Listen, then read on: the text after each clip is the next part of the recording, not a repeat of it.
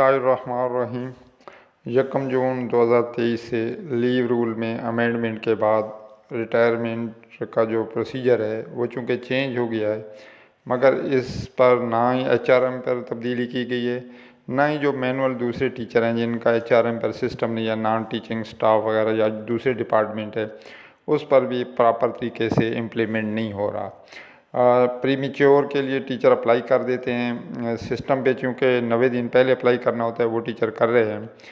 और जो pre mature retirement है उनके लिए भी 90 दिन ज़रूरी है पहले, वो भी अप्लाई कर रहे हैं। जून के बाद तकरीबन अक्टूबर के एंड तक कुछ टीचर के जो रिटायरमेंट हुए हैं, चाहे प्री मैच्योर हो या सुपरन्यूएशन हो, उसके आर्डर तो जारी हो गए हैं और सिग्नेचर भी हो गए हैं, मगर 2-3 दिन से उन्होंने जो अपडेट की हैं, जो लीव इनकैशमेंट का हिस्सा था, जो नोटिफिकेशन है एचआरएम पर 3 in 1 होता है, जिसमें जीपी फंड, रिटायरमेंट और लीव इनकैशमेंट का जो एचआरएम पे सिस्टम है उस पर उन्होंने ख़त्म कर दिया।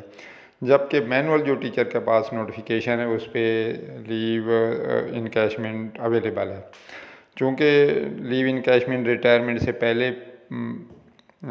अप्लाई करना होती है 15 माह पहले, तो क्या ये वैलिड है या नहीं वैलिड है? अभी तक अकाउंट ऑफिस ने तो ऐसी लीव्स की पेमेंट नहीं की, क्योंकि आजकल बजट भी 3-3 माह का आ रहा है, तो ये भी एक प्रॉब्लम है अक्रॉस द पंजाब।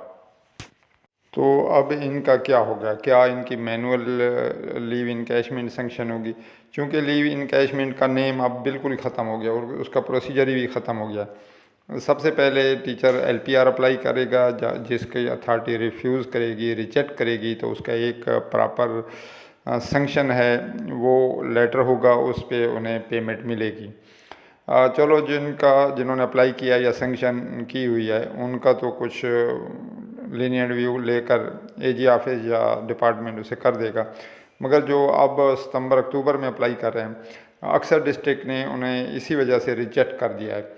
और मंडे या ट्यूसडे, इन 2 दिनों में इंशाल्लाह जो रिफ्यूज़ल एलपीआर है वो भी स्टार्ट हो जाएगी।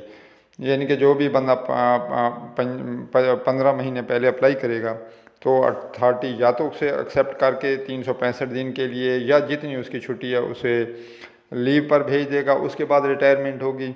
अगर उसे रिजेक्ट करेंगे तो फिर उसकी 90 दिन बाद रिटायरमेंट हो जाएगी और उसका नोटिफिकेशन भी निकल आएगा। तो टीचर को चाहिए जो अभी अप्लाई कर रहे हैं वो 1-2 दिन तक सब्र कर लें, जब रिफ्यूज़ल आ जाए या उसकी छुट्टी में एलपीआर का ऑप्शन आ जाए तो फिर वो अप्लाई करें, फिर रिजेक्ट करा के वो अपना 90 दिन बाद उसकी रिटायरमेंट हो जाएगी।